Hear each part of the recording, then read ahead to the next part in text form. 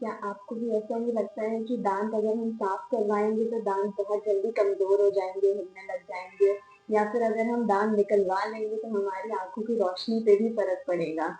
तो ये कुछ ऐसे मिथ्स हैं या ऐसे अंधविश्वास है जो बहुत सारे लोग जिनमें विश्वास करते हैं। तो आज मैं डॉक्टर नियति Arora crown of dental clinic से आपके साथ कुछ ऐसे ही मिथ्स के बारे में या अंधविश्वास के बारे में बात करूंगी। आज हम लोग 5 ऐसे अंधविश्वासों के बारे में डिस्कस करेंगे और देखेंगे कि क्या जो लोगों की मान्यता है या जो लोग मानते हैं क्या वो सही है कि नहीं है।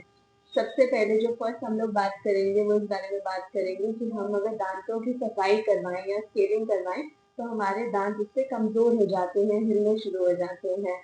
ये जो है ये बहुत बड़ा एक मिसकंसेप्शन है लोगों के दिमाग में, ऐसा नहीं होता। इनफैक्ट अगर आप स्केलिंग नहीं करवा रहे हैं, आप क्लीनिंग नहीं करा रहे हैं और वो हार्ड डिपॉजिट आपके दांतों पे, आपके मसूड़ों के पास जमा होते रह रहे हैं, तो ओवर टाइम ये क्या करते हैं कि आपके जो गम्स हैं, आपके मसूड़े हैं, उनको नीचे पुश करते हैं। मसूड़ों के साथ साथ ये हड्डी को भी नीचे पुश करते हैं। तो जब मसूड़े और हड्डी नीचे चला जाता है तो आपके दांत को बहुत ही कम सपोर्ट मिलता है।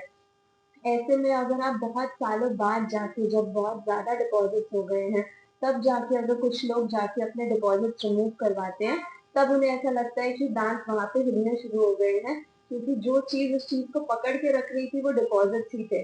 बट डिपॉजिट्स जो होते हैं they are full of bacteria.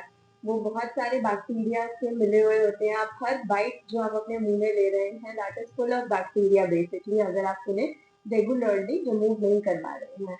तो अगर आप जो क्लीनिंग है, सफाई है, अगर आप वो रेगुलर बेसिस पे करा रहे हैं तो वो maintaining your teeth and your gums very well.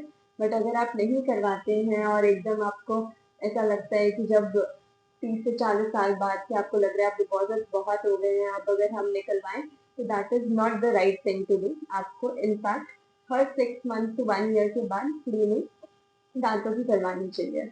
दूसरा बहुत ही कॉमन जो मिसकंसेप्शन लोगों को रहता है कि अगर हम दांत निकलवाएंगे तो हमारी आंखों की रोशनी कमजोर हो जाएगी। इसके बीच में, दांत निकलवाने और आंखों की रोशनी के बीच में दूर दूर तक कोई लिंक नहीं रहता। जो हमारे आई साइट के लिए जो नर्व रिस्पॉन्सिबल होती है, ऑप्टिक नर्व, और जो हमारे दांतों के साथ कनेक्टेड होती है, डेंटल अल्वेओलर नर्व, ये दोनों ही काफी दूर प्लेस होती हैं। तो कोई ऐसा साइंटिफिक एविडेंस भी नहीं है कि अगर आप दांत निकलवाते हैं तो आपकी आंखों की रोशनी कमजोर हो जाती है। इनफैक्ट अगर आप कोई गंदा दांत मुंह में रख रहे हैं उससे आपको ज्यादा नुकसान रहेगा rather देन उसको निकलवाने के लिए। तीसरी चीज जिसके बारे में हम लोग बात करेंगे इस कि अगर आपका कोई दांत निकल जाता है या कोई मिसिंग है तो उसको रिप्लेस कराने की बिल्कुल जरूरत नहीं है। अगर आप नॉर्मली च्यू कर पा रहे हैं तो कोई जरूरत नहीं है उसको रिप्लेस करवाने की। ऐसा बिल्कुल भी नहीं होता। जब भी आपका कोई दांत निकलता है वहां एक जगह बनती है। साथ के दांत हमेशा कोशिश करते हैं कि उस जगह पे आके उसको कवर करें। साथ के दांत उस जगह की तरफ आते हैं और ऊपर का दांत भी नीचे की तरफ आना शुरू हो जाता है। इसमें क्या होता है कि जब आपके साथ के दांत साइड पे ऐसे आ रहे हैं तो वो टिल्ट हो जाते हैं। जब भी दांत टिल्ट होता है उसकी साइड पे खाना फंसना शुरू हो सकता है। आगे के दांतों में भी गैप आना शुरू हो सकता है, क्योंकि जो भी गैप है हमेशा दांत की टेंडेंसी रहेगी कि वो उस गैप की तरफ जाए ताकि उस गैप को फिल कर सके।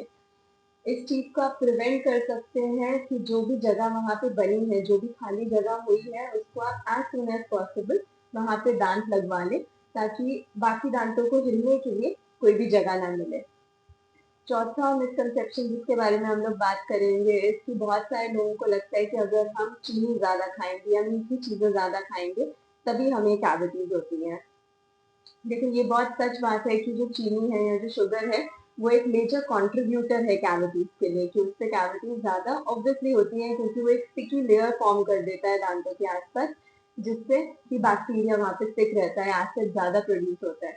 But it is not only sugar, मतलब सिर्फ चीनी नहीं है, जो बाकी कार्बोहाइड्रेट प्रोडक्ट्स हैं, जैसे कि हमारे नॉर्मल डाइट में ब्रेड हो गई, पास्ता हो गया, राइस हो गई, जो भी कार्बोहाइड्रेट रिच प्रोडक्ट्स हैं वो भी बाद में डिग्रेड होके एसिड बना सकते हैं और उससे भी हमारे दांत खराब हो सकते हैं। तो आपने मैक्सिमम कोशिश करनी है कि आप दांत साफ रखें, कहीं पे भी खाना ना फंसे दांतों के बीच में, क्योंकि दो दांतों के बीच में सबसे ज्यादा कॉमनली हमें कैविटीज मिलती हैं। पांचवा और आखिरी मिसकंसेप्शन जिसके बारे में आज हम बात करेंगे इस कि अगर हम लोग ब्रशिंग अच्छे से कर रहे हैं तो हमें दांतों में फ्लॉस करने की कोई जरूरत नहीं है। देखिए, जब भी आप ब्रश कर रहे हैं, जो दांत है उसकी 5 सर्फेसेस हैं। आप 3 सर्फेसेस, जो ऊपर की सर्फेस है, जो गाल की तरफ है और जो जीभ की तरफ है, उन तीनों को तो आप ब्रशिंग से अच्छे से क्लीन कर पा रहे हैं। बट जो 2 दांत के बीच की जगह है, जहाँ पे मैक्सिमम खाना फंसता है और जहाँ से मैक्सिमम कैविटी स्टार्ट होती है, वो तो आपका ब्रश वहां तक पहुंच ही नहीं पाएगा इन एनी केस। उस 2 दांतों के बीच के एरिया को आपको क्लीन करने के लिए डेफिनेटली फ्लॉसिंग करनी चाहिए। फ्लॉसिंग कभी भी ब्रशिंग से रिप्लेस नहीं हो सकती, तो इसीलिए हमें ब्रशिंग एंड फ्लॉसिंग दोनों को अपने लाइफस्टाइल में इनकॉर्पोरेट करना चाहिए। तो ये थे आज हमारे 5 मिसकंसेप्शन। नेक्स्ट वीडियो में हम और कुछ मिसकंसेप्शन या मिथ्स के बारे में बात करेंगे।